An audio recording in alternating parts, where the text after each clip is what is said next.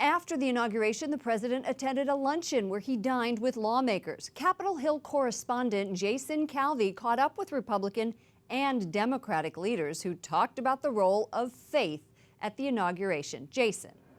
Lauren, during that congressional lunch, Trump shook hands with Hillary Clinton and said he was honored she was there. Clinton herself got a standing ovation. And as lawmakers mulled over Trump's address, pro-lifers were happy with what they heard. A warm welcome from lawmakers during a lunch in the Capitol. Former campaign rival Senator Lindsey Graham wants the president to be tough on terrorism. If that's a new form of Ronald Reagan peace through strength, where we reset the world and lead from the front, not from behind, then it'll work. If America first is the 1930s isolationism, the world will continue to deteriorate. Pro-life Senator Mike Lee of Utah is on Trump's list of possible Supreme Court nominees. By talking basically about restoring federalism and separation of powers.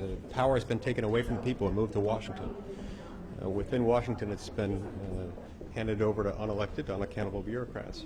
Representative Joaquin Castro, a Democrat from Texas, is not as optimistic. He believes the speech was dark, but identifies common ground like infrastructure, criminal justice, and paid maternity leave. Many of the prayers were beautiful. It's in that spirit that I hope that the new president works, rather than dividing people. I think it's fantastic that he's talking about God.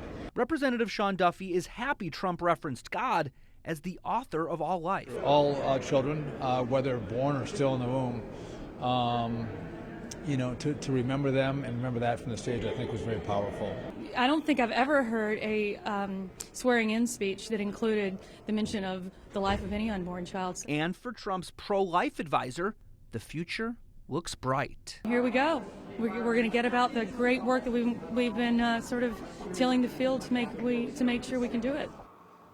One of the people who will fight Trump on those pro-life issues is Senator Tim Kaine of Virginia, who himself wanted to be vice president.